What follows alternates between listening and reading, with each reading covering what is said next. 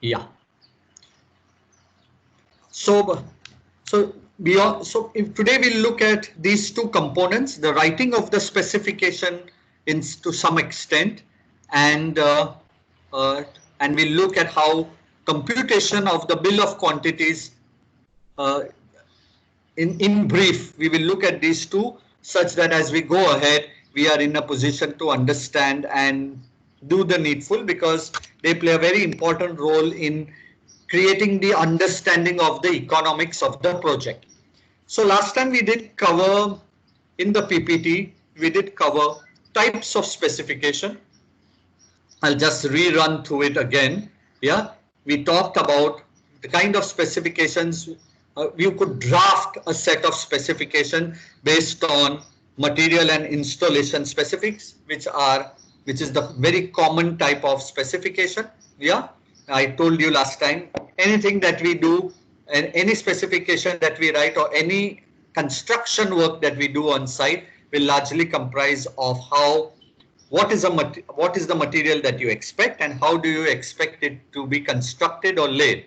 Yeah, right from laying tiles on the floor to building walls, yeah, to all kinds of installation that will largely comprise of two components, and we look them at today. The first one in detail is what is the material and what is its install and how do you expect it to be installed. This is the first type of writing these specifications. The second is a design specification.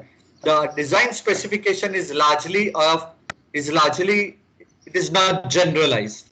Yeah, it talks about a particular material or a particular event to be conducted in a particular way, such that you get a particular association. Yeah. So if there is a tile work to be done, in the earlier one you just mentioned about the tile work, here in the design specification you write specifically that there is a lot of inlay work that is expected. Yeah, and based on that the contractor gets an understanding that considering there is going to be inlay work, it's going to be more laborious, it is going to be more intricate, and so he knows how to quote for it. He is not taken by way of surprise when on site he is expected to execute it. Perhaps he may miss it out on the drawing. Yeah, though the set of drawings is part of the specification, there is a good possibility that he may miss it out on the set of drawings, but yeah, but he may not want to, he may not miss out when he reads the specification before he fills in his rate. Yeah, in the bill of quantities. So in the bill of quantities, perhaps you may write that the tiling was has a lot of inlay work, or the painting work has some particular patterns to be drawn. Yeah, or any other particular any particular activity that is more design oriented and requires, yeah, or a particular plaster is to look in a particular way, then that has to be written, because that may require additional effort, that may require additional time, that may require additional resources for which he may have to quote for. The third is performance specification. Performance specification is largely after the activity is conducted, you want the you want it to have worked for you, like doing waterproofing. Yeah, I waterproofing is a performance oriented specification. You but naturally write everything that is there that talks about how you go about doing waterproofing, but at the end you write that you want the contractor to do a ponding for 7 days such that you are assured that it does not leak. What does that mean? That means that after you've done the waterproofing, you fill water for 7 days to be assured that the waterproofing is done well and it is not leaking. It's a performance-based specification. It's part of the work. Yeah. Anybody who comes to look at a waterproofing work will first ask, like a toilet, a bathroom, all of it needs to be waterproofed. Yeah. We all know that our bathroom floors, toilet floors, all need to be waterproof well. Otherwise, once people start coming and living in them, they can be disastrous if they start leaking all over. Yeah, it can cause very bad reputation. So the first thing before you start tiling is an architect the contractor, main contractor himself will ask whether the waterproofing of the floor was done, and he'd ask whether water was filled in to check for its waterproofing. Yeah, so that's performance oriented specifications. Then there are some standard specifications. Yeah, standard specifications, especially associated with services.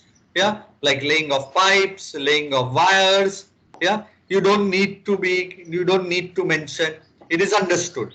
Yeah, it is understood that it is understood that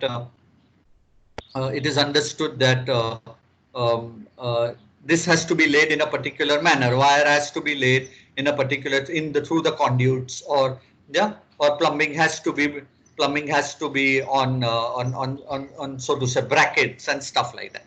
And the last of the lot, which I spoke last time, is test or quality oriented specification.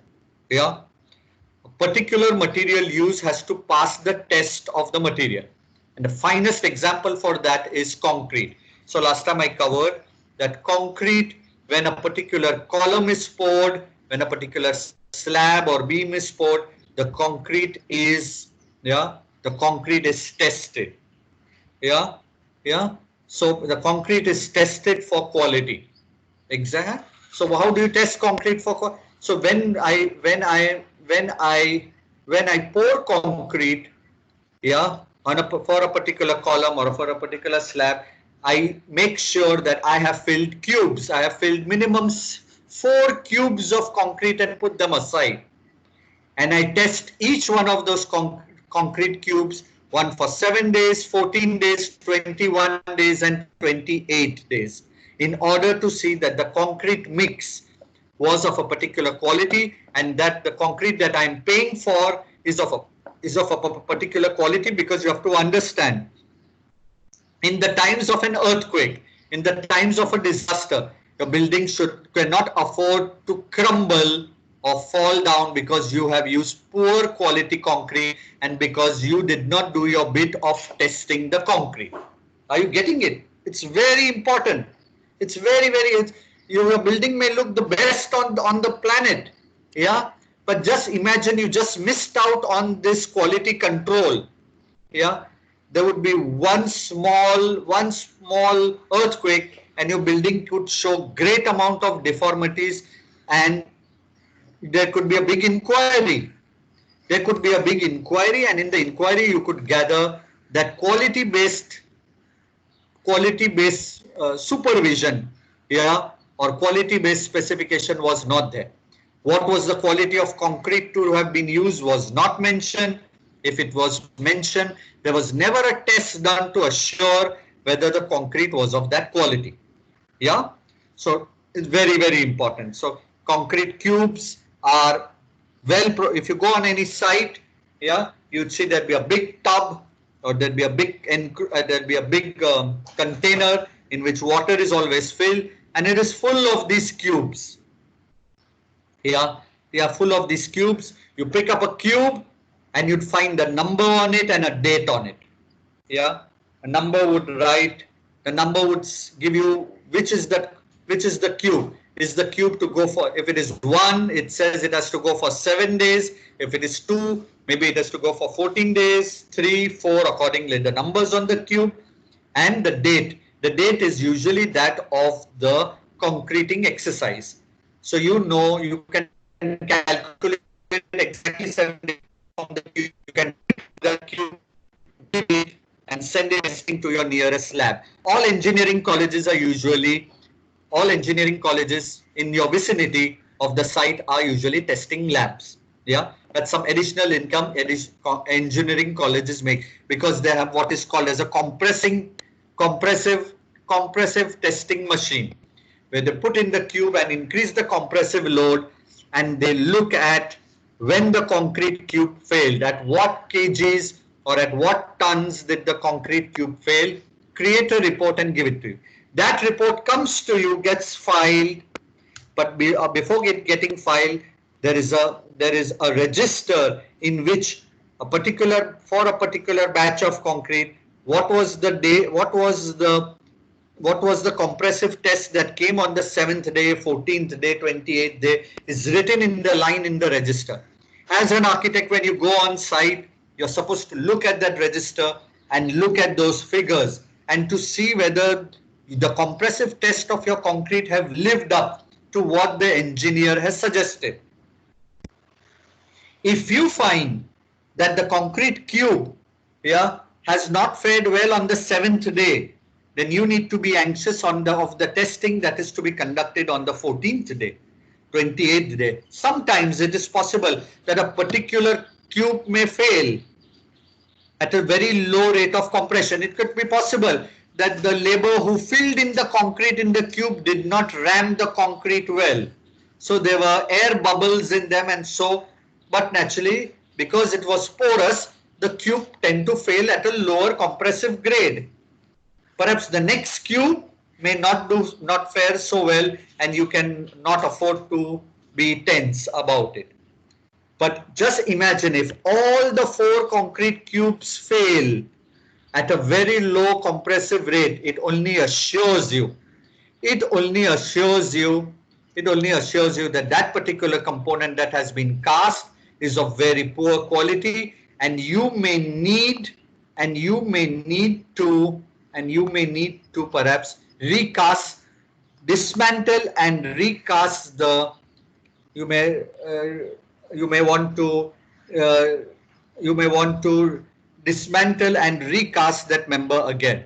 If you post questions in the chat box, then either I can cover them at the end or you raise your hand. So because I'm not all the time checking the chat box continuously while I talk. It's some kind of a distraction. I find a question from Zoya that says, what's the difference between performance and test? Did you get the answer which I just gave between performance and test? Test and performance? Hello? Zoya? Yes? Hello? Hello? Yes. Yeah, you did get I the did. difference between the two? Yeah. Test is largely where you conduct a test to understand the quality of the material or the work done. Performance is like doing, like putting Bangalore tiles on the top of a roof. It's performance oriented, right? You'd want, once you put those tiles, when it rains, you want to see that it doesn't leak. It's performance. When I do piping, right? Like I do piping, but then I want to test the piping. So when I go on site, I tell my plumber to be there and I tell them that kindly do a piping test, right? He does a piping test. That means all you'd want to be double sure before you enclose your concealed pipes in the tile work, right? So what does he do? He bolts up all the pipe, he bolts up all the openings where the fittings are to come, he bolts them up and he leaves one option open and he pumps in a water at a high pressure to see whether all the joints are intact and they don't leak. Now that's a test. So performance and tests are different. Insulation is a performance. Yeah, I do an insulation of the roof. Yeah, in order to see whether I'm able to beat the heat. Yeah, but actually when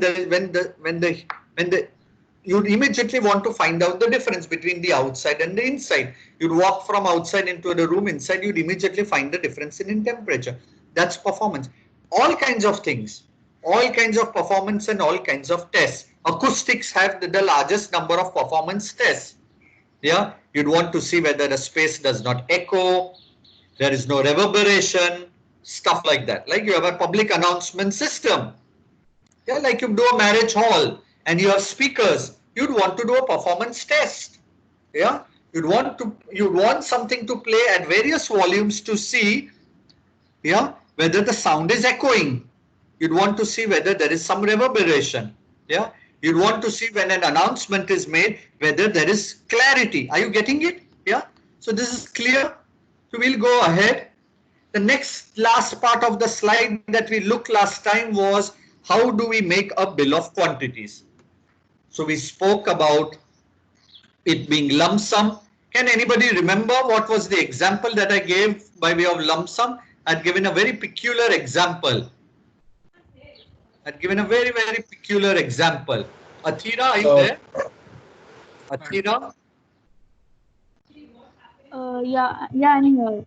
do you remember what was the kind of example I had given for a lump sum kind of a bill, lump sum kind of bill of quantity? Do you remember?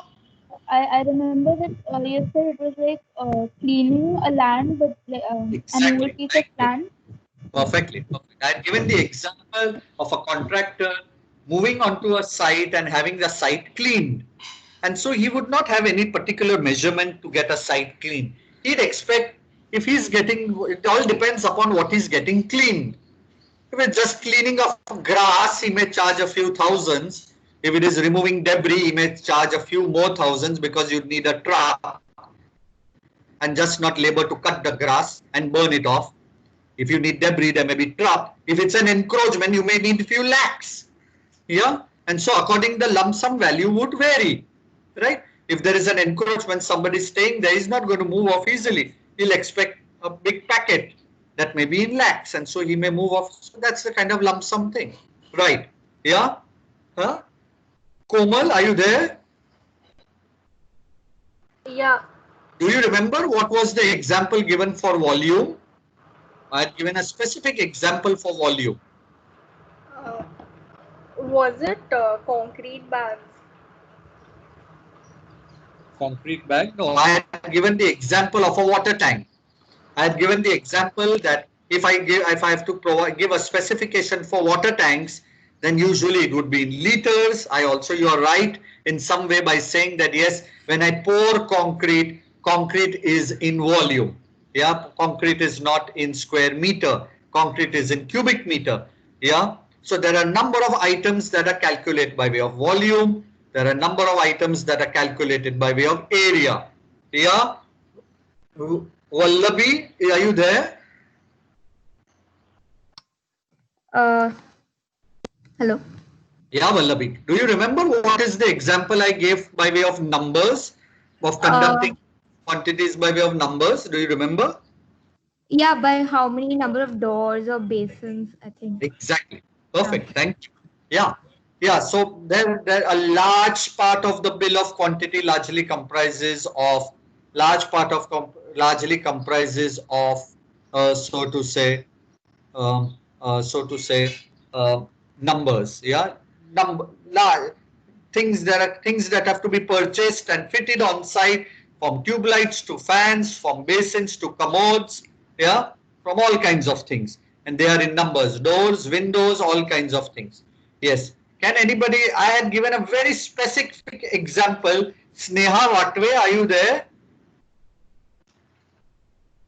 Yes. Sneha, do you remember I had given a particular example by way of weight, billy of quantities of weight? Do you remember what was It was about the chemicals like polymers and Polymer. metals. Exactly. So sometimes I need material by way of weight. I'm very highly impressed by the class. Whoever I've asked stuff knows it. I just hope it remains like that. Yeah, exactly. She's right. Certain chemicals come on site by way of cans. Some of the chemicals come prepared by way of weight. Yeah, like polymers. They are repair chemicals. They come in by way of weight. And so you need to keep a track of them, because they not only come on site by way of weight, but they also build by way of weight. So things like that. And then, but naturally we spoke about jobs. Yeah. Mehek, are you there? Yeah, I'm here. You remember a kind of example I'd given by way of jobs? The manual labor, the laying of bricks, or Exactly. By way of man days. A particular job. I want a carpenter to work. Yeah. I want a carpenter to work a certain number of man days. I want an electrician to work a certain number of man days. Or you must have seen contractors usually tend to give lump sum to the um, uh, so to say workmen. Yeah, lump sum to the workmen. Even architects give sometimes to the work. Just imagine that I have a site far off. Yeah, not in Mumbai. I'm sending the labor far off. I'm expecting I'm expecting them to be working not by the day. Yeah, I'm expecting that they will work 1.5 overtime. They want to not stay there for long. It's inconvenient to stay. So I do not calculate as per the number of days they are working. I give them a lump sum. I tell them the job, and I give them something extra because I know they're going to spend on eating, they're going to spend on transportation. So I give it by the job and it gets done with. Yeah. So these are some things that we spoke about last time. Now to go on today's, oh my God, I don't think you can read it. How's that? I clearly remember of.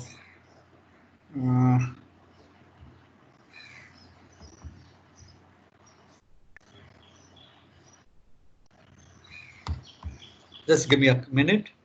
I just want to see what I'm sharing. Yeah, so you have, can you read? Yeah. Yeah, we can read it. Yeah. So now today I'm going to talk about writing of specification. Yeah, it's very important.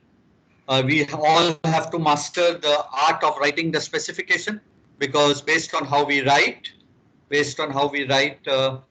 can create problems for ourselves or make our lives easy. Yeah, based on that.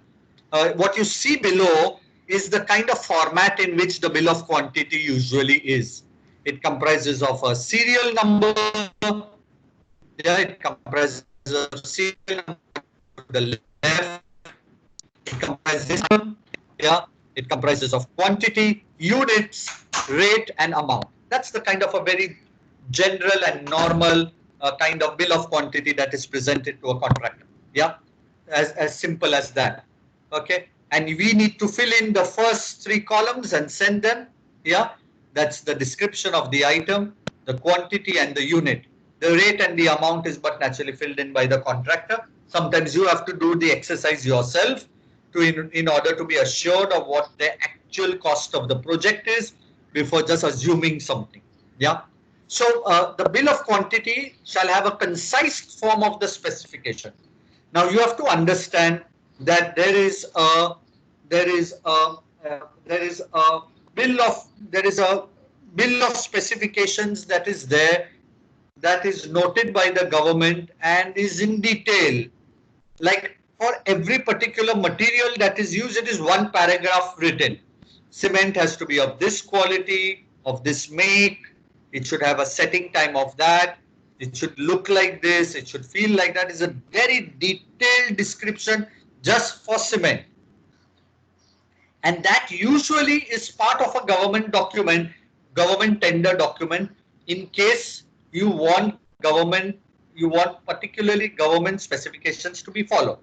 Usually the bill of quantity otherwise has something called as a concise specification, a very concise specification. And the concise specification, first of all, the specifications are segregated as per the type of works.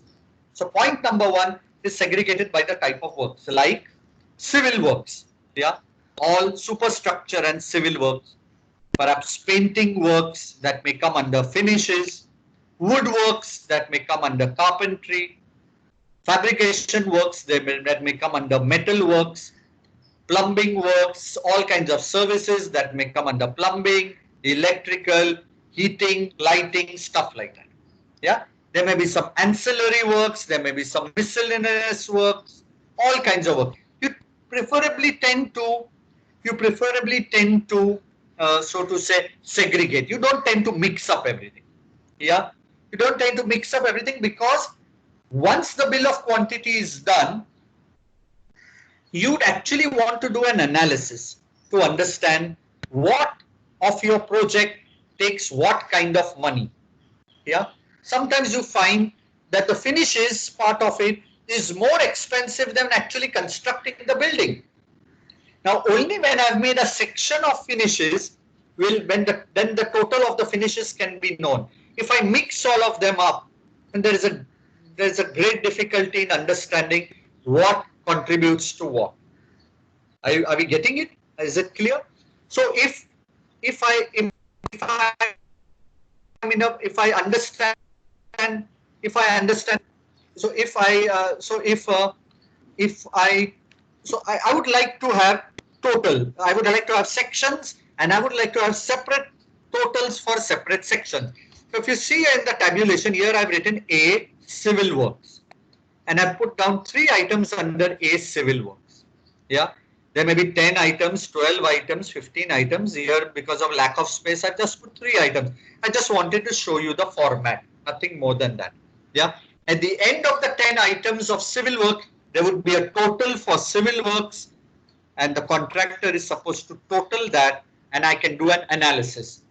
So if for a 1 crore project, yeah, for a 1 crore project, I have 50 lakhs as civil works, then I know 50% of my money is going in building the project. And the rest of the 50% is perhaps going in finishing, woodwork, all kinds of things. So you know there are certain thumb rules that are laid, and so totals and not mixing up the materials is important, or not mixing up the processes of works is important, such that you can analyze the project. Yeah. Also, when as the project goes on, even if you're going haywire somewhere, you exactly know where you're going haywire. Yeah, like you, but naturally can't, you would never go haywire in civil works, because you cannot change something drastically in civil work. But in finishes, yes, from a very normal paint to a very high-end paint, from a very normal polish, wood polish, to a very high-end wood polish, the costs can change drastically, because the client feels so. And when the costs change drastically, the cost of the project changes drastically, and so you can analyze where things have gone wrong. Yeah. So making these specific segregated sections is very important. First thing, as part of the bill of quantity. So here I have A as civil work, and so this first item would be A1, the second would be A2, A3, A4 simultaneously. And you need to keep the identity of that particular work that I'm doing by way of correlating to A1, A2, A3, like that. Because there are a couple of other documents that are going to be supported to this bill of quantities document. And so finding the relationship, every time I cannot write these detailed specifications. Yeah, I want to make a measurement sheet for the bill of quantities. I may not be in a position to write the specification every time. There, A1 is going to be a very big help. A2 will be of a very big help. I am in a position to coordinate the measurement sheet with the bill of quantity, vice versa. We'll get to that a little later. Now, what does a specification have? A specification usually has 4 parts to it. Yeah, the 4 parts to it is, first is what is the item that you want it executed. Yeah, but before you write the item, you'd want to know what is the kind of thickness, application, and stuff to it. Yeah, like the dimension part to it. So the specification always starts with the thicknesses. So if I'm going to use plaster, everybody knows. Yeah, everybody knows. Like I have some, what is it? Cleaning the hairs, left the meeting, join the meeting, can be readable, fine. So is the meeting on? Yes. Yes.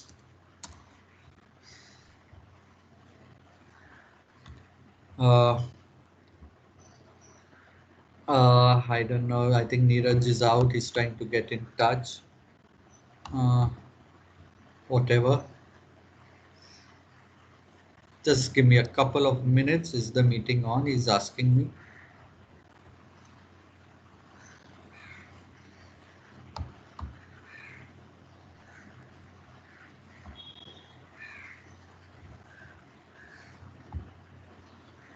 Yes. Okay, so I'll come back to. Okay.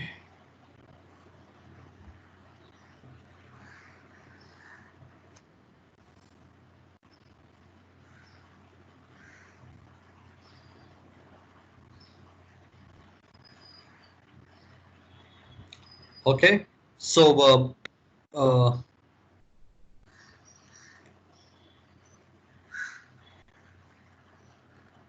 so for any material that I am going to work or any work that I'm going to do, my concise specification is going to have 4 parts to it.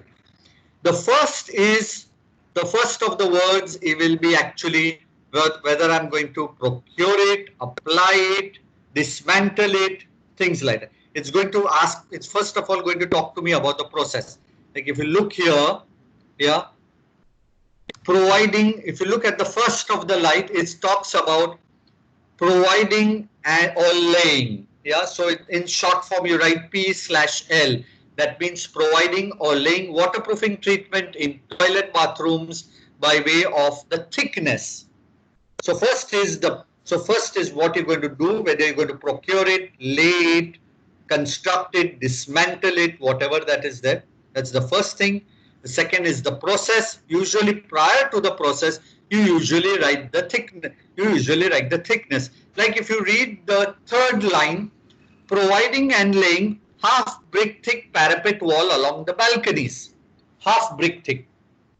So the masonry size is clearly given. Half brick thick wall along balcony with plaster on both inside and outside, grooves as per given design, curing, etc. So there are 4 parts to specification writing. The first is the process, whether you are acquiring it, dismantling it, applying it, laying it or procuring it, whatever that is that you need to write that. The second is the thickness, preferably, yeah, preferably the thickness that you'd want, by way of preferably by way of the thickness that you'd want. It would be half-inch break. It would be 15 mm, like plaster. Providing for, everybody knows, external plaster is just 18 mm thick. So 18 mm thick plaster, sand face plaster. So here you've been given here. Providing and applying sand face plaster in cement mortar 1:4, 2 coats, 25 mm thick, using river sand, whereby approved with addition of approved waterproofing compound as per manufacturing specifications, curing complete. Now, if you read this third, part of the, if you read this clearly, third part that is there, you'd clearly see that there are so much information that is there. One is whether how you're providing for it. Second is you're talking about its thickness, 25 mm thickness. You are talking about its proportions, ratio. So you have a cement mortar of 1:4. What does 1:4 mean? But can anybody tell me what is? Divit Ahuja, are you there? Yes. Divit, can you tell me what 1:4 cement mortar mean? 1:4 is the ratio of cement and the water. Which cement and the water. One is what? Cement or water? Water. One is water, 4 is cement. Yeah? Hello?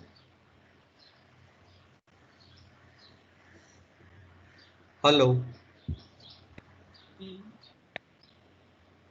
You can afford to be wrong. You don't need someone to prompt you. Hello? Cement mortar. Haji? Hello, there is network problem, sorry. No problem. So according to you, one is what? Water, cement, sand. Water. Water, okay. Then what is 4? Depends on the material used for the plaster. Either it is sand or you want the mortar, cement mortar. No, dear. Cement mortar always comprises of cement and sand, and so the ratio is always between 1 is always cement, 4 is always sand. Water is as per the consistency that is required. Yeah. So there's never water ratios that are mentioned. Water ratios are understood for workability purposes. One, usually cement mortars, yeah, cement mortars for brickwork, for plaster, are usually between 1 to 4, 1 is to 4 or 1 is to 5. That is one portion of cement, either 4 to 5 portions of sand, depending upon the quality of the sand. Yeah, like here it is very clearly written, using reverse sand with additional, and but naturally when you're doing an external plaster, you'd want to put an additional additive of a waterproofing compound that gives some additional strength. Sometimes you put fiber particles. Are you aware of what are fiber particles? Yeah, fiber particles.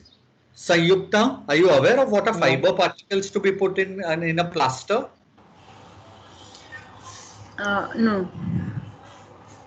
Fiber particles, usually cement. You'd want to strengthen the cement in the outside, so you'd want to put some material that gives additional strength to the plaster. Sometimes you find that your sand is of very fine quality. Yeah, usually you want sand to have various grades. Sometimes your sand particles you need to have very fine particles, a little rough particle, all kinds of grades. But sometimes you get sand from some places where the sand is very, very fine. And when you make the mortar is very slurry-like, very slurry-like. You question whether you'd be in a position to get an appropriate strength if I'd use such kind of a mortar. At such point of time, there are fiber companies or companies that are dealing with polymers that give you packets of Fibron. Fibron are nothing but shreds of fiber, neutral as a material that you can add in your cement mortar, that can make the cement mortar granular and can get additional strength to it, because the more the granular the material particles that are there, the better they will hold on to the cement. I hope you gather. Sand acts in that sense. Sand's particle is wrapped by the cement, and that is what gives strength to the cement mortar.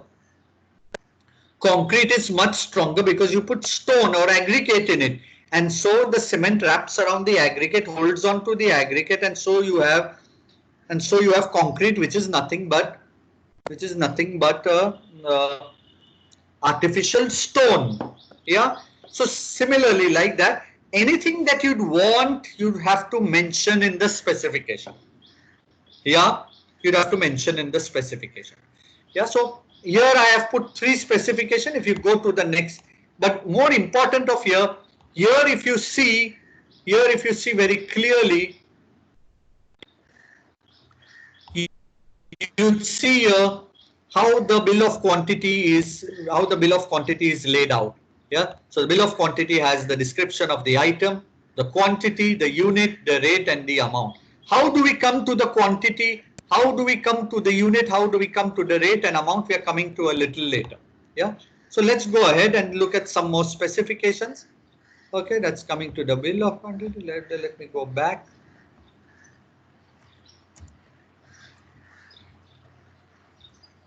Yeah, look at some of these items. Look at some of these items here. So the first three items are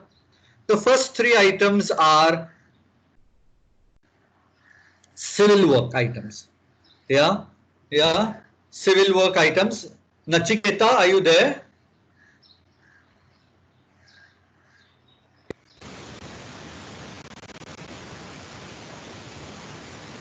Hello, Nachiketa. Can you please read the item?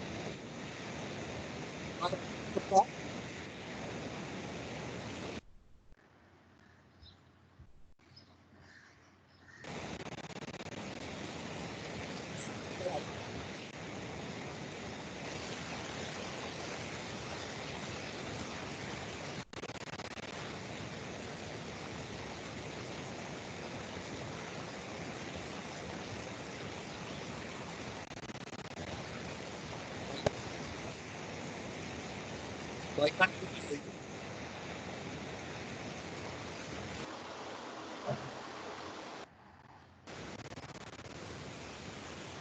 Can you hear me clearly? Just raise your hand. Can you hear me clearly?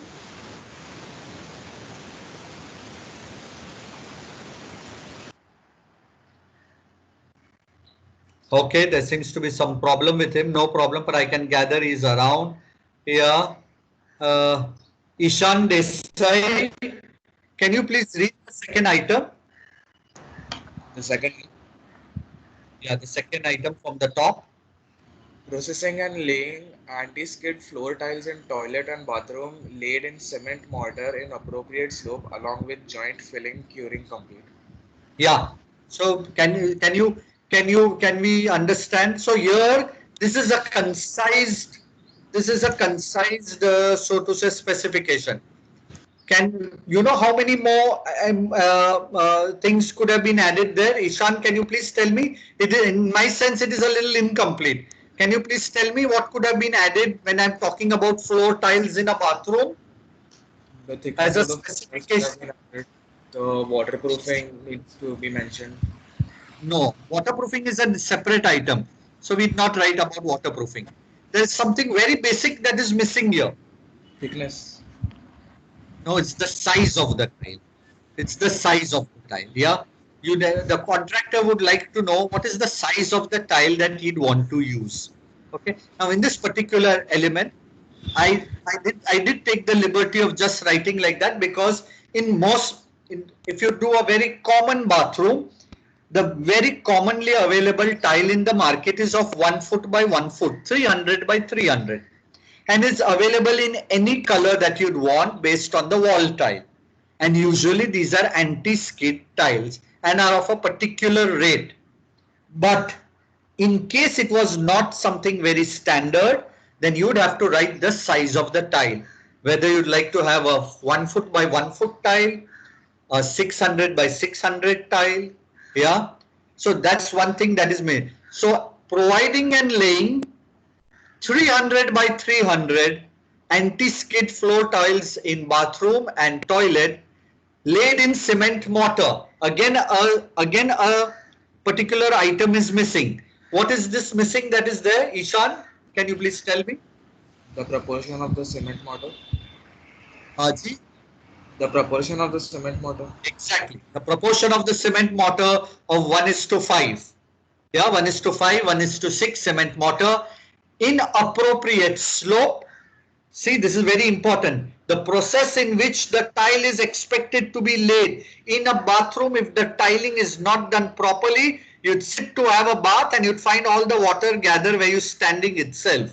So everything needs to slope down along the nani trap that is there, and that has a lot of tiling effort that is there when you start doing the tiling of the walls, because your floor is sloping down, so you can't start the tiling of the walls at any particular level. You should know exactly how to do tiling, so you need to adjust all of that. So nobody can do floor tiling without doing the first border of the floor tiles, of the wall tiles. Yeah, because the difference is going to be seen in the first layer of the wall tiles. Yeah.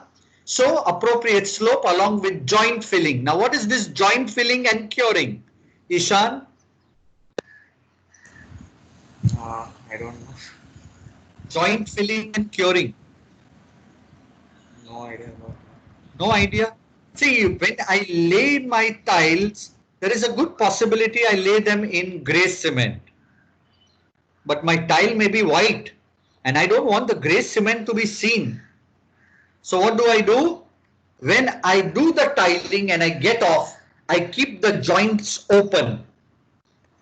I keep the joints open. That means a good mason, and he gets out of the bathroom after doing the flooring, he will clean all the joints. He will use a patra or a very thin aluminium foil to clean all the joints such that I do not see the grey cement in between the tiles. And what do? For a couple of days, you spray water over the tiles very lightly such that from those open joints, the water gets down and clears the cement below the tiling. Are we getting it? The cement mortar that is there below the tile work needs to get water for its curing. As we all know, cement mortar, cement works are an exothermic process. Yeah. So Raj, is Raj there? Raj Dikle? Raj, are you there? Romil, are you there? Yeah, I'm there.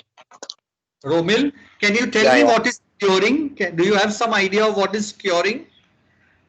The cement needs the water. Like once the cement is installed, it needs water to strengthen itself. Exactly. So yeah. So cement works are an exothermic process. That means when I lay cement with in a mortar or in a concrete, it tends to give out heat. And that exothermic process is not good for your building activity, because if a lot of heat comes out in a very short period of time, it can create what are called as hair cracks. And nobody likes any new work to be done with hair cracks in them. So what do? I spray water on top of them to be able to gradually remove the heat without cracking the surface, which is done. And in return, as the heat is let off, the concrete cools and solidifies and strengthens. That's called curing. I could do a plaster job today and not do curing, and my entire plaster job can go to waste, because as the heat comes out in this summer, in this heat, it can come out with all fine hair cracks and my entire plaster can go to waste. So I should do plastering work only if I am assured I can do a good curing for 5 to 7 days. Yeah, that means every day, 3 times in a day, I pour water entire on my plastered surfaces, such that that water, those cold surfaces or those moist surfaces, takes away the heat and allows the plaster to strengthen. Yeah. So in tiling, Raj, are you there? Raj, are you there? Raj is not there. So Bidisha? Yeah, I'm here. Bidisha, could you tell me, for a tiling job, how would I do curing?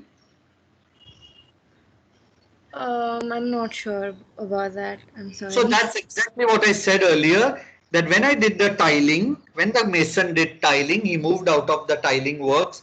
He made sure that he opened up the joints. Yeah, he opened the joints so that the grey cement is not seen, and he can spray water for a couple of days such that that water can go down and cool the tiling below. Cool the cement mortar below. And once I am in a position to hand over the bathroom, he will come and fill in white cement or colored cement depending upon the color of the tile that is meant for the floor. Are you getting it? That's why it is clearly written here, laid to appropriate slope with joint filling. So those joints need to be filled with the right color. If it's a white floor tile, white. If it is a gray floor tile, maybe gray. If it is a blue floor tile, I'd use blue. Yeah. So I'd use colors to.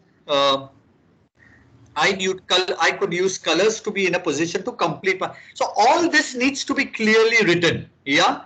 Can I go ahead? Yeah. Can I?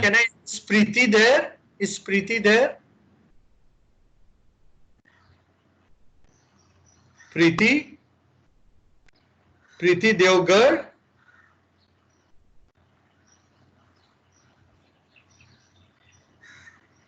Gargi Date, are you there? Gargi Date, are you there? Raj. Hello. Yeah, Gargi. Preeti and Raj are missing. Gargi, can you read the next item of synthetic enamel paint? Yeah. The fourth tabulation. Yeah. So synthetic enamel paint is 3 coats, that is 1 coat of primer and 2 coats of enamel paint, including scaffolding for staircase as well, scraping and treating the surface complete to the staircase well area and balcony door and windows and external grills. Here, everybody, what are the kind of specification that is given? There's so many specifications that are given just for a normal painting job. Just for a normal painting job. It talks about providing the material. It talks about the number of coats. It talks about the process of scrapping, treatment, right? And it talks about the kind of finish that you want. Usually at the end you would write to the satisfaction of the architect. Yeah. So it's about how well the paint is applied, what is the finish that is got, all of it. But if you look here, applying or providing and applying synthetic paint in 3 coats that comprises of 1 coat of primer, 2 coats of enamel paint. Now there is something missing here. Gargi, can you tell me what is missing here when I just say enamel paints?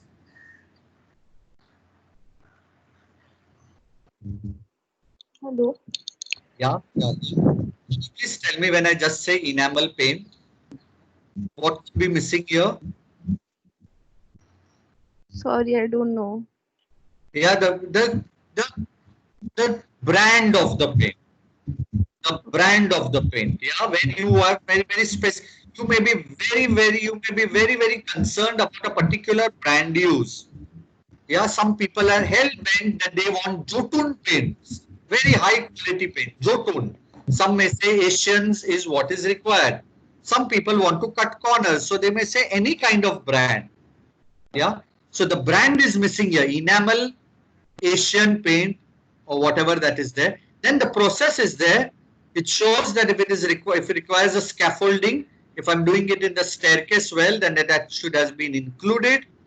It talks about the kind of treatment that is that is expected, that is good amount of scraping, No paint is good if the older surface is not taken care of. Yeah, if I don't remove the older surfaces, then no paint is good enough in some sense. So doing a good job is necessary if I'm able to remove the paint. Yeah, Vruti Vora, are you there?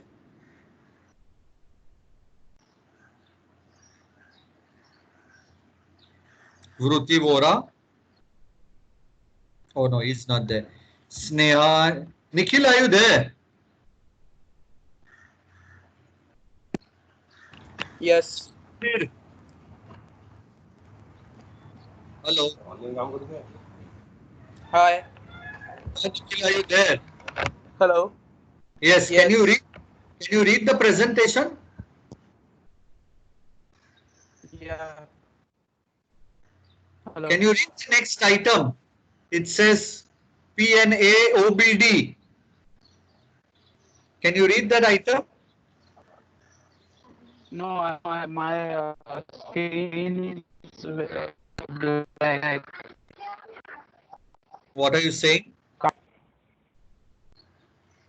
You're seeing it on the phone? What is it? On laptop.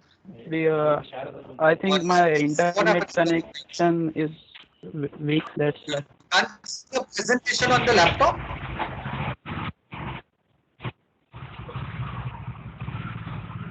Hello.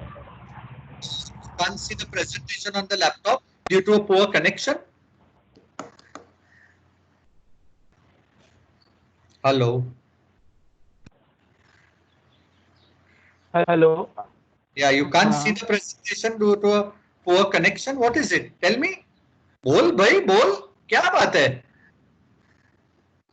नहीं अभी मेरा मतलब अभी 5 minute पहले मेरा screen पे नहीं आ रहा है आपका प्रेजेंटेशन. पहले वाले जो 11 स्लाइड्स है ना. देख सके. पहला तो देख पाया ना? हेलो. अभी तक तो देख पाया ना? वो देख सका मैंने. ठीक है. मैं नो प्रॉब्लम. बना रहे. Please stay around. निकल मत जा. महक are you there?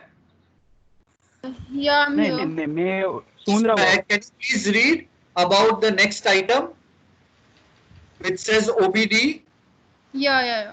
Process you and please- applying of OBD of approved make to the full staircase well area with paint of approved quality, including scraping surface with wire brush, scaffolding, and curing complete.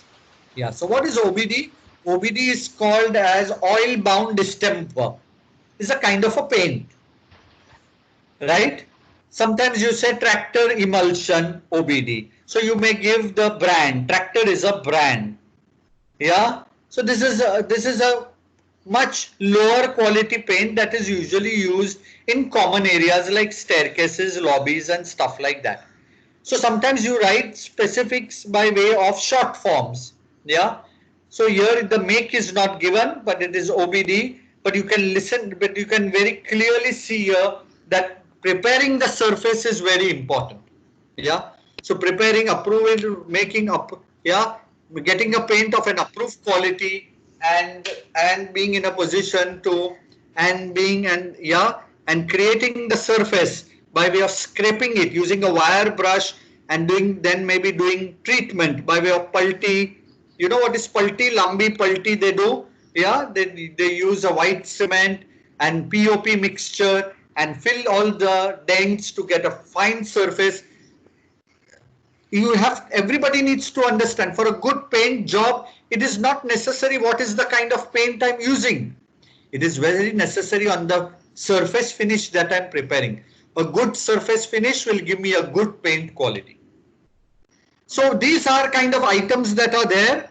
These are description of, these are some examples of, so to say, concise specification that are there. Yeah. In the coming 2 classes, we will look at some of the specification in detail. We'll use people and we'll use specification in detail. Now we'll go to the next slide. The next slide comprises of making the bill of quantity. Yeah. Making the bill of quantity. Now, in order to get the bill of quantity, I need something which is called as the quantity itself. To get the quantity itself, I need what is called as a measurement sheet. Yeah, the bill of quantity is only the face of the document, but there is a lot of working that goes, which is called as a measurement sheet. Now, what is a measurement sheet? A measurement sheet is one that gives me the exact computation of that quantity that is there in the bill of quantity. That means in this first item, 25,000, I'm writing of the bamboo scaffolding, right?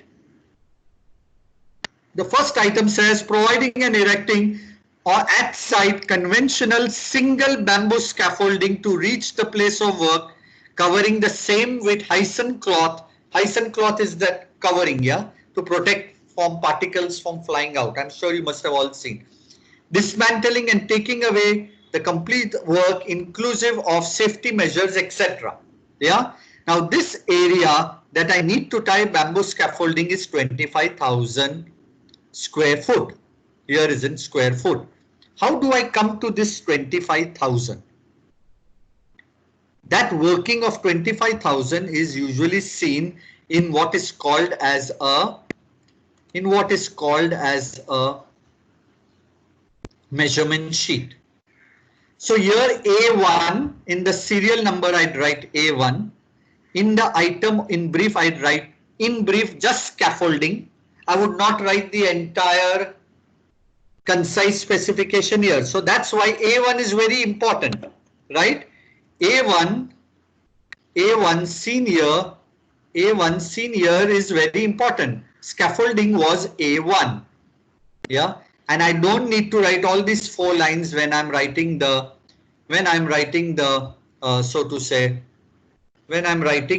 measurement sheet. I don't need to write the entire description. All I need to put is A1 such that I can compare the 2 documents together. And I see A1 here and I see the bill of quantity there and I know, okay, this item is for that. Further I may just write scaffolding. Then I'd write whether there are how many numbers. Yeah. Where I'll always write 1 because I'm going to do a multiplication in Excel. So I'll always put 1. Yeah. If there are many more surfaces, like if it's repetitive. Yeah. If the particular item is repetitive, then I'll put the kind of numbers. I'll write 5, 7, 12, 2, 1. If nothing, I at least put 1. I'll put the length of the scaffolding. I'll put the height of the scaffolding. There would not be any depth of the scaffolding, right? Scaffolding is something that is conducted in area, right? So I just put the two things and I'd get and in Excel, I'll get what is called as an area. If a particular item requires volume, then I'd put all 4 items. Yeah, so number, length, breadth and height, and I'd get volume. And if there is anything particular to write there by way of a remark, then I'll just jot that down. Yeah, I'll just jot that down that this particular thing has to be used here, there, whatever. There may be some things that may be there in your head that you'd want to do that, or the contractor may write something when he makes a. Now this is a measurement sheet that usually is made by all of us. First as architects and then by the contractor to cross check. So I cannot make a bill of quantity till I have not made a good measurement sheet. And a measurement sheet can be cross-checked based on the drawing. So the drawing will give me the measurements on the basis of which I can put these figures. Yeah. So can you understand? Suppose I am doing tiling. I am doing tiling in my living room. So I'll write I'll write here perhaps A5 tiling. The first line will be living room, second may be bedroom, third may be kitchen, fourth may be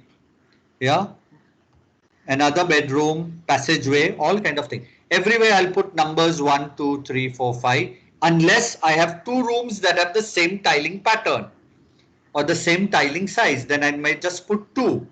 I'll have the length of the hall, the breadth of the hall. There's nothing as height, so I'll get the area of tiling. I add all the tiling, I'll get the amount of tiling, the area of the tiling. I put that area in the, I'd put that area in the bill of quantity. So look here, yeah, so I put that area in any of this bill of quantity. Here it is plaster, things like, suppose plaster, yeah. So there are things in square feet, there are things in cubic meter, right? So some things I need to, for some things I need to put all the 4 figures. For some things I just need to put the first 3 figures. Yeah, first 3 figures multiplied by the 3 figures, you'd automatically get the volume or you'd automatically get the area. Now, does people know how to use an Excel file by way of formula? Nishanti, are you there? Yeah, I'm here. Nishanti, have you ever used an Excel file? Yes. Do you know that an Excel file can help you do addition, multiplication by just putting formulas in place? Yes, I know the basics of it. Basics. So if you have to find an area, these are usually heads above.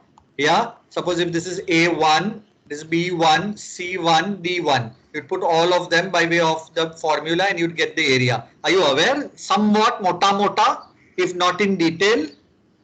Yeah, just the basics I'm kind of aware of. Basics. Okay. Can people in the class raise their hands? Can people in the class raise their hands of those who know to use very basic Excel? Yeah, to use very basic Excel by way of some very basic computation, that is just multiplication and addition, nothing more than that.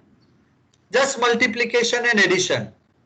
So if I need to multiply numbers, length, breadth, height without using a calculator.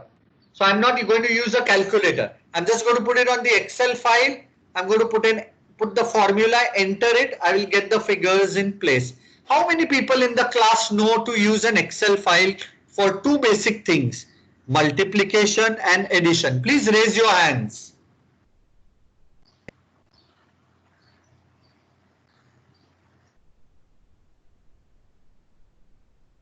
I find nobody. E. No, so half of the class have, almost half of the class have raised their hand, like 36, 40 people.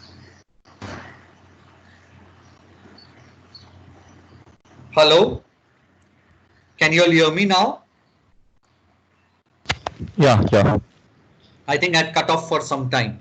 So my question was, how many in the class are aware of using an Excel file or an Excel format to do very basic multiplication and addition without using a calculator? So there's a formula. If I put in a formula, I'll get an area. If I put in a formula, I'll get a volume.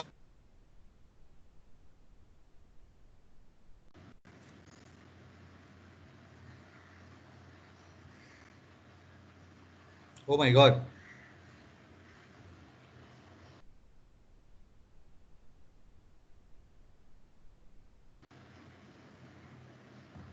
Or am I cut off again? Can you all hear me? Yeah. Or am I cut off? We can hear you now. You all can hear me. So people have never tried doing multiplication or addition using an Excel file? Jimmy, there are about 30-35 people who know that, and they have raised their hands. You'll just have to check the I option can't below. see any of them. 30-35 people, I can't see them. If I see them, I could surely see the hand. I don't see them at all. 30-35 people would know. That's fine. Yeah, That's yeah, fine. So there are 30. there's nothing to worry. We are not as it is going to do any of the computation right now. When we meet in college, preferably when we meet in college, yeah, we'd like to work out the bill of quantity. Yeah, I and Neeraj should introduce you to the idea, since you're all here, that we are going to be doing a technology studio, which is called as Integrated Design Studio, Integrated Design Studio. It's basically a technology studio where you're going to design a particular thing and resolve it technologically in all mannerisms. Yeah, all mannerisms means you're going to be in a position to apply services, construction, AR, and thankfully you're going to do a project that you, on the place that you attended, that is Almora. Yeah, because you visited Almora and because we are in a difficult time as of now, we are not in any position to go anywhere and see anything presently. So the college has taken a decision that you should be in a position, yeah. So we should be in a position to use the findings and your visit of Almora, yeah, such that you are aware of the place because you've already been there. Only thing is, in Almora you earlier did a housing project. Now you'd land up doing an institution, a small institution, then that can be a small institution that can be helpful in understanding other aspects of institutional design.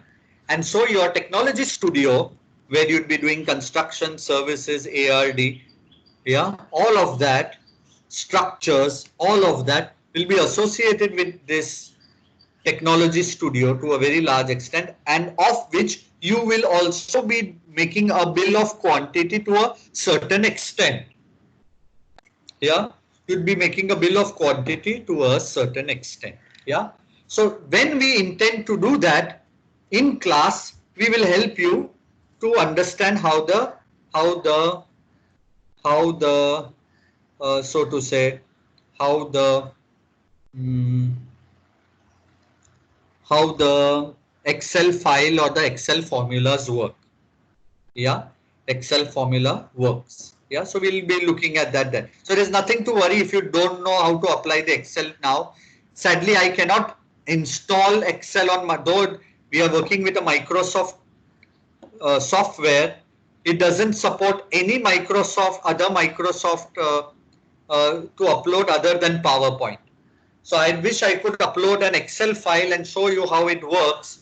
But I see here someone clearly has in the chat box, I clearly see there is someone who actually knows how about, there's someone actually knows, Rohit if I'm not mistaken, someone actually knows how to apply the formula.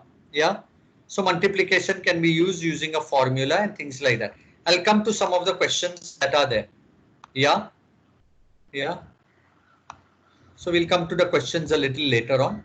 So, so for every item, I'll first need to fill in the measurement sheet. As faculty, as architect, as an architect on site, I'm able to check the bill of the contractor only if he has filled in the measurement sheet. No measurement sheet, no bill. Yeah. So no measurement sheet, I have no bill.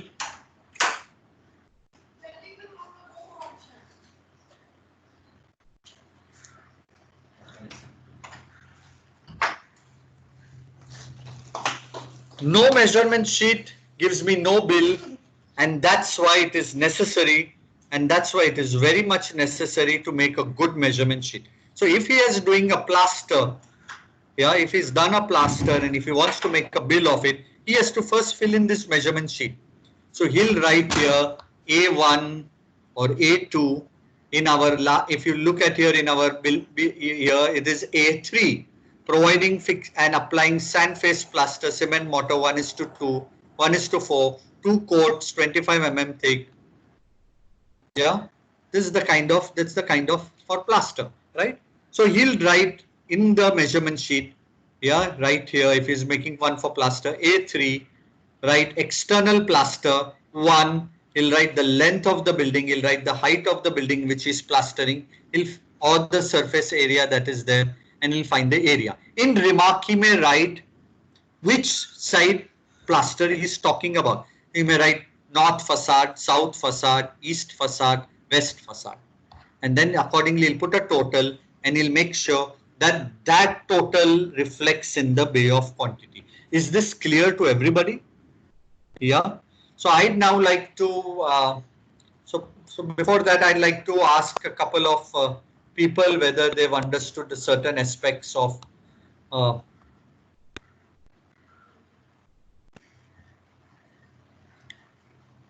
yeah. The software is taking a toll. It looks like too many people are logged on from college, and that's why it's so I have Soham Jamdar. Yeah. Yes. Hello Soham. Soham, are you clear of what is the role of a measurement sheet vis-a-vis the bill of quantities? Yeah, like we need to in the specification in the bill of quantities, we write all the with details, like the details of the work to be done, and the measurement sheet, only the specific things, like the quantity and the areas and volumes. So you write the specific of the measurements in the, measurements, length, breadth, all of that. You get the area. It's just the area that reflects in the bill of quantities. Mohit Katke, are you there? Yes, yes. Mohit, can there be a bill of quantity without a measurement sheet? No, they can't, because you need to see how much quantity is needed for every material, every element before you make the measurement sheet. No, you have to make the measurement sheet first, then the bill of before quantity. You make the bill of quantity. Sorry, before you make the bill of quantity. Even if there are numbers, or the best way to check, the only way to check by an architect may not be in a position to come on site every time. Suppose basins, he may just not, you may just put in the bill 20 basins. This, you may scratch your head, you may just keep scratching your head. My bill of quantities always had 18. How is this guy landed up putting 20 basins? Yeah. The best thing is to do is to go in the measurement sheet and you'll find he would have written where the basins are put, right? Oh, then you'd gather, oh, I forgot. One basin is used in the servant's toilet. oh, I forgot there was one basin that was to be kept for the watchman in the watchman's cabin. Are you getting it? So details in the measurement sheet are very important for one to be in a position to check the bill of quantity or the billing in some sense. Yeah, clear? Yeah. So Sarthak, are you there? Yes. Sarthak, is the entire process of bill of quantity, measurement sheet and specification writing clear to you? Yes. Have you ever conducted any work anywhere? Like? कुछ भी काम करवाया है क्या? कोई भी काम करवाया, छोटा मोटा कोई भी काम करवाया? Yes, there was a renovation of my house there, so I was there. क्या करवाया? काम में क्या, घर में क्या क्या काम करवाया? Flooring, furniture, एक false ceiling. False ceiling करवाया? Yes. फ्लोरिंग का तो हमने स्पेसिफिकेशन देख लिया, बराबर? फॉल्स सीलिंग का आपको अगर स्पेसिफिकेशन देना होता तो आप किस तरह से लिखते थे? In your own words, false ceiling. You saw the false ceiling being done, no?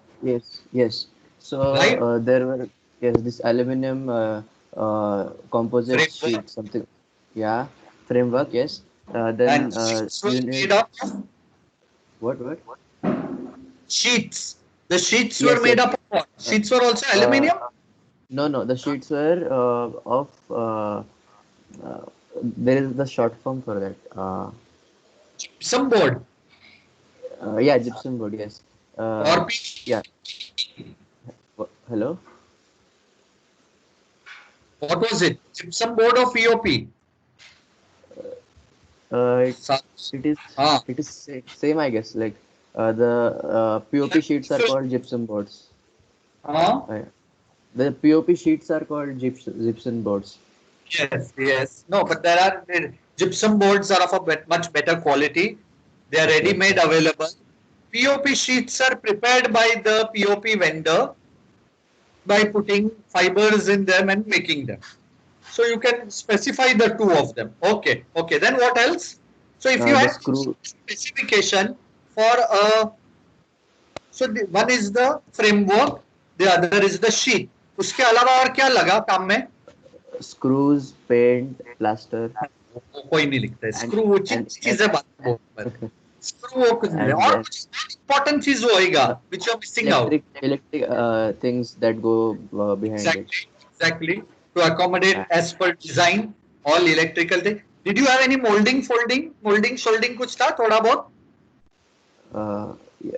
The designs. हाँ कुछ भी corner पे जहाँ सीलिंग आके दीवार को मिला कुछ मोल्डिंग वगैरह थे क्या? नहीं. नहीं. No moldings. No.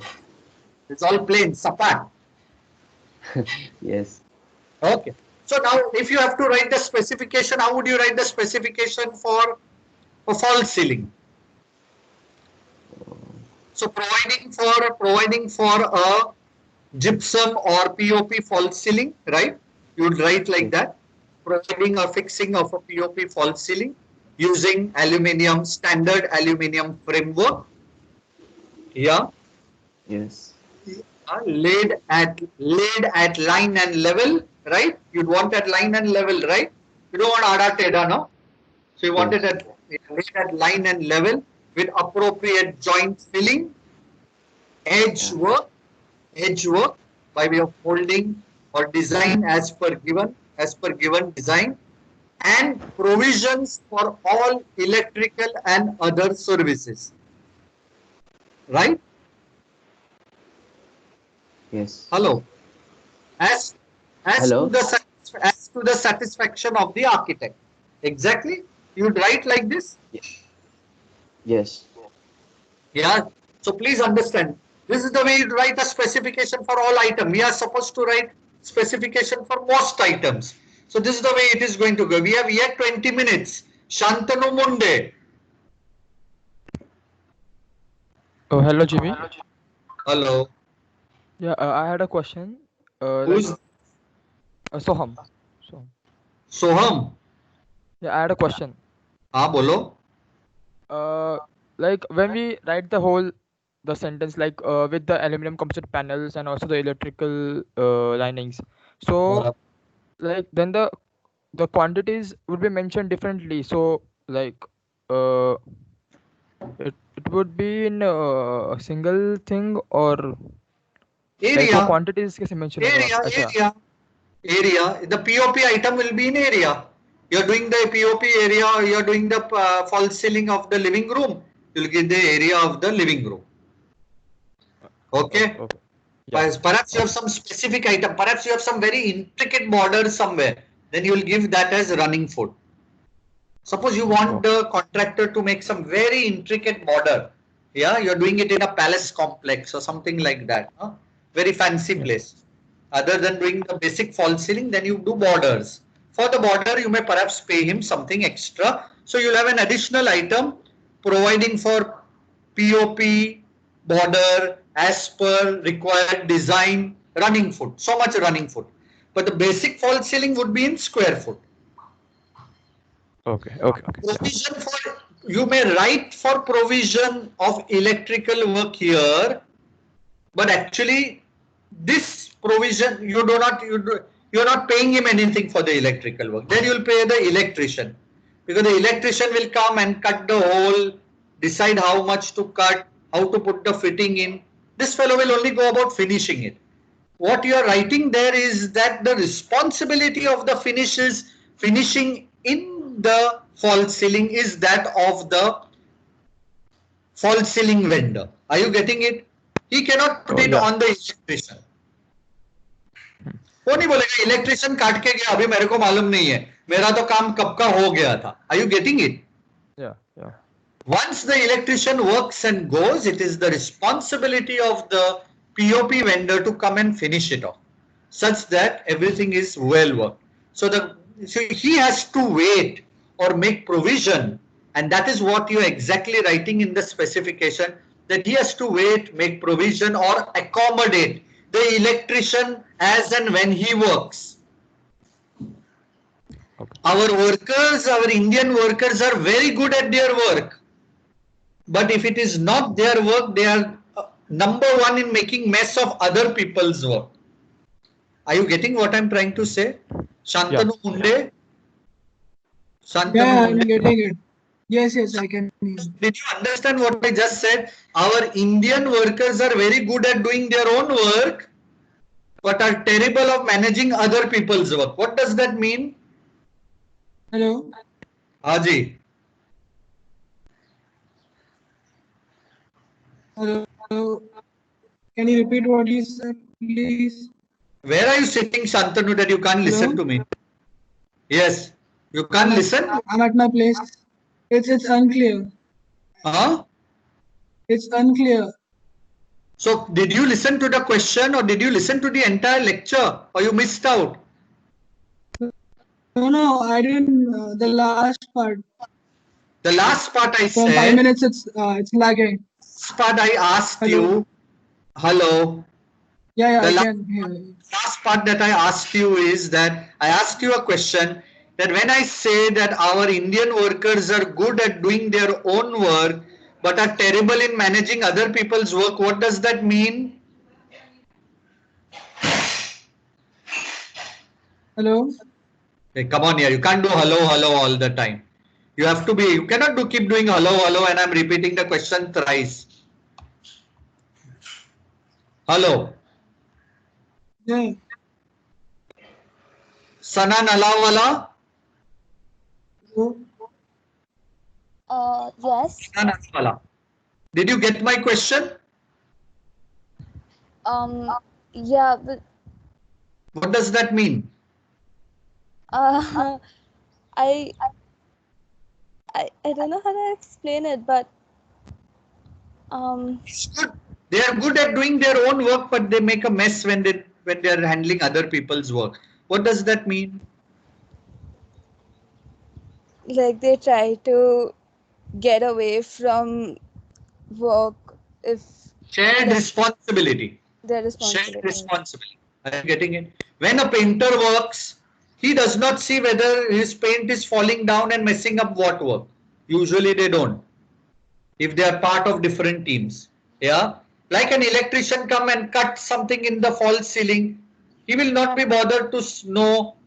Yeah, or if the false ceiling person is not held accountable, he will not bother what the electrician has done and gone. Are you getting it?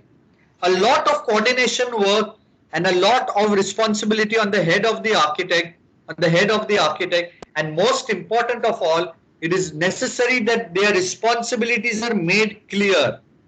So the POP vendor has to be made very clear that when he is to complete the work, he is to accommodate the works of the electrician.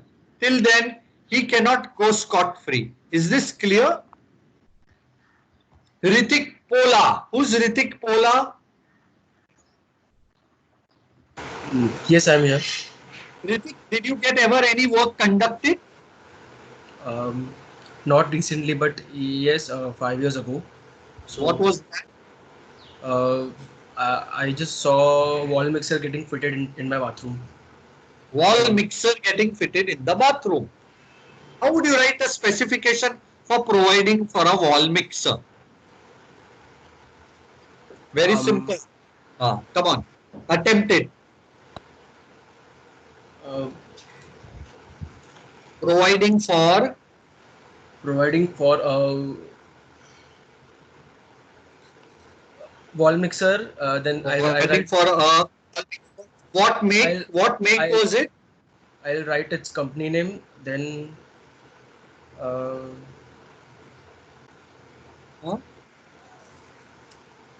Hello. Hello. What is there to write? We don't have that kind of time. Come on, attempt it. Providing for a wall mixer of what make? What was the make of the wall mixer? Make as in? अरे कौन सा company का था? Gold line. हाँ? Gold line. Prue line. Okay. Providing for a Prue line wall mixer. Yeah. Then with appropriate fittings. Yeah. With appropriate fittings. Tested. Yeah. To the satisfaction of the architect. That's it. It's just providing of an item, right? And in the item you'd write number 1. It's just by way of quantity, right? And you'd want to check whether the mixer valve works well, there is enough pressure and stuff like that. That's all the kind of work you've done. Just provide for a wall mixer. Nothing more in life. Not yet. Okay, no problem. Shivam. Who's Shivam? Yes. Hello. हाँ, जिंदगी में कुछ काम करवाया है कि नहीं? Actually, building में हुआ था recently. So it was a waterproofing which was done on the ground floor near the Vatas. So it happened pretty late. It started raining and then it happened. So they first cleaned the moss which was formed on the tiles. They scraped it and then they made 3 coats of the paint.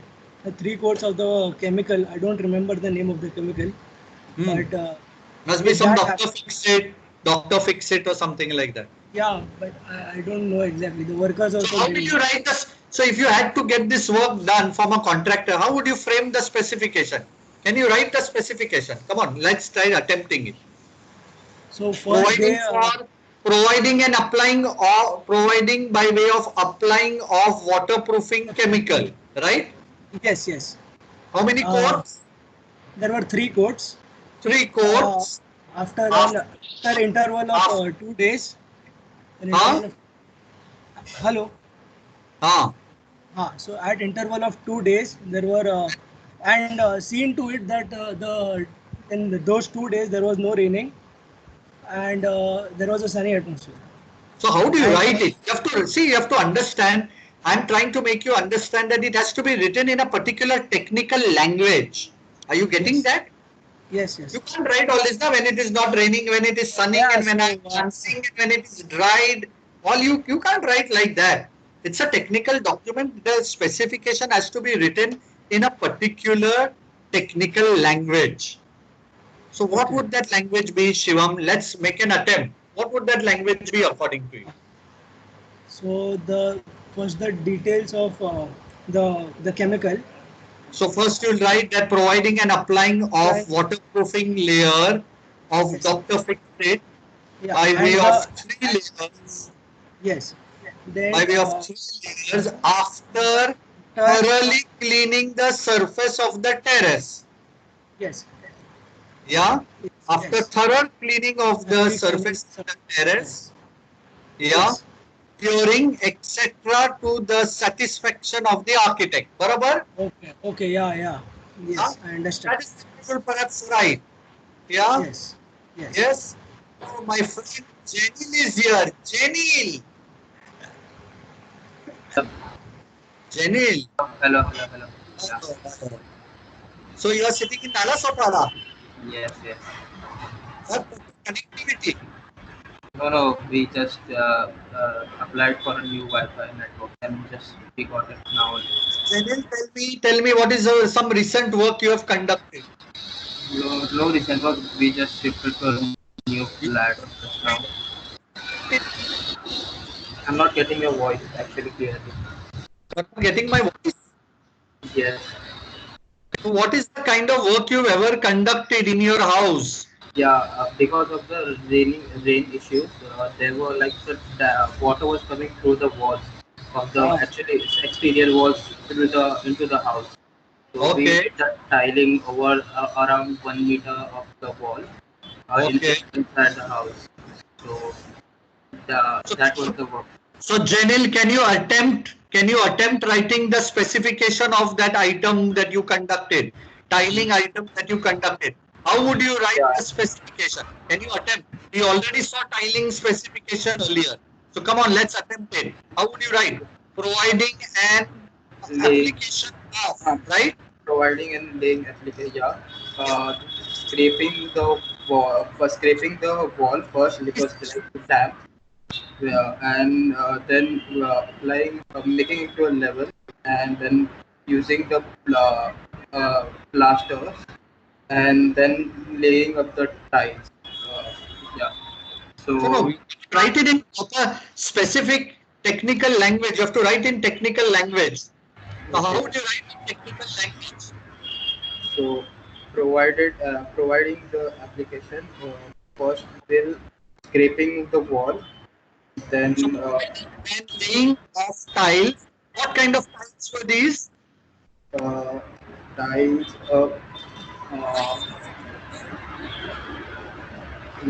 I'm not sure about the name, exact specific name.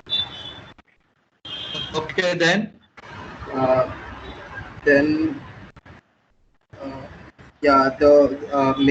Leveling the wall after scraping, applying the coats of plaster, and then laying up the tile work. Okay. So in cement mortar 1:4 at line and level with appropriate joint filling, curing to the satisfaction of the architect. Clear? Yes. I can make queries, questions for questions that we would like to take before we break for the day.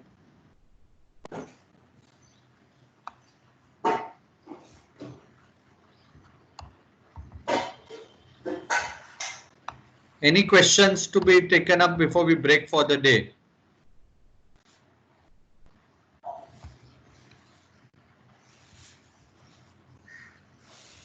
I'll go into the questions. Is there any particular question? Hello, hi Jimmy. So if there's like a residential place and there has to be done like work in the kitchen for every flat, so is there a bill of quantities for that also? Or is it like quantity for everything? As I told you, there can be a bill of quantity even for small things. So of course there are multiple kitchen. So you could either put the whole thing in the lump sum.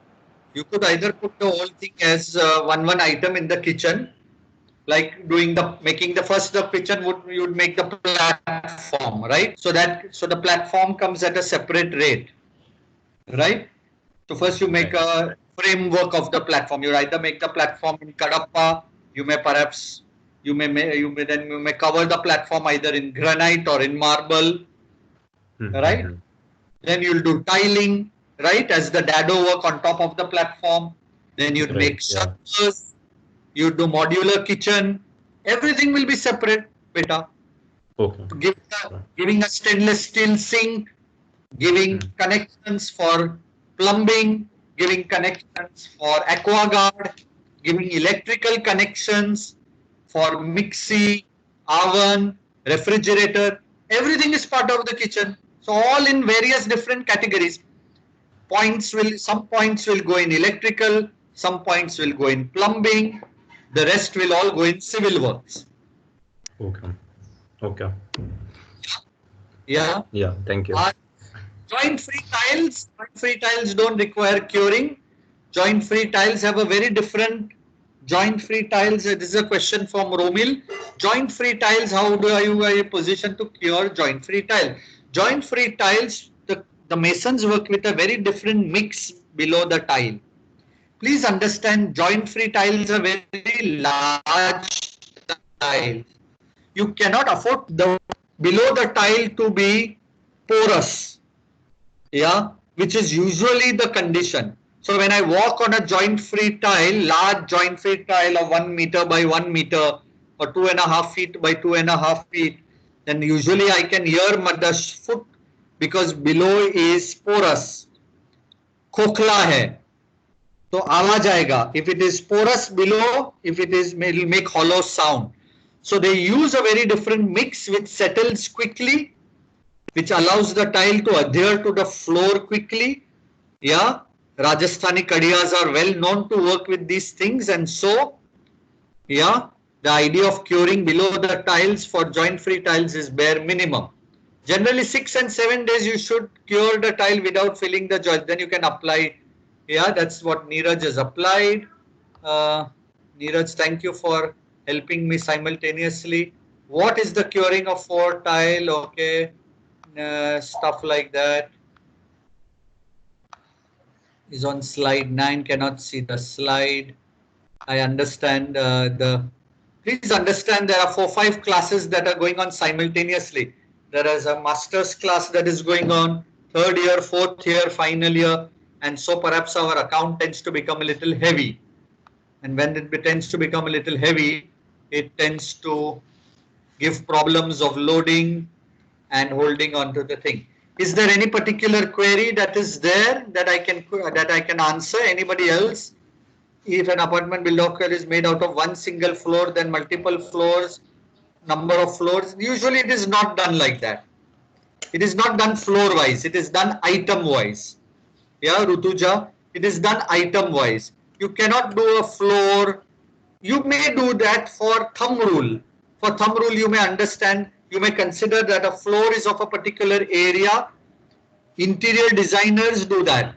Interior designers apply a rate for estimation based on the floor area. They do not go about computing separate areas initially to make the client understand what is the kind of costing that is there. So 2,500 is a square foot.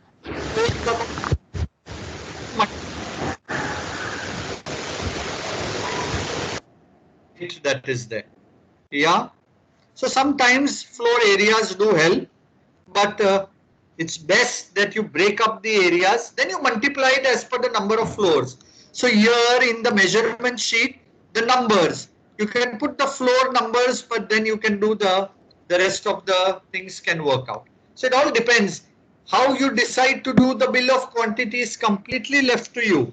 As far as it is precise, as far as it is not ambiguous, and as far as it is not faulty. What do I mean faulty? It cannot afford to be wrong. You cannot estimate for 10 lakh and it turns out to be 50 lakhs. Then you're dead. You are dead, your client is dead, your contractor is dead, everybody is dead. Everybody is in a soup. So we cannot afford to do that. Yeah. So I'll shut the recording for the day. Yeah, from what it looks like. Can anybody help me to let me know where does this recording get stored? Can anybody let me know where does the recording usually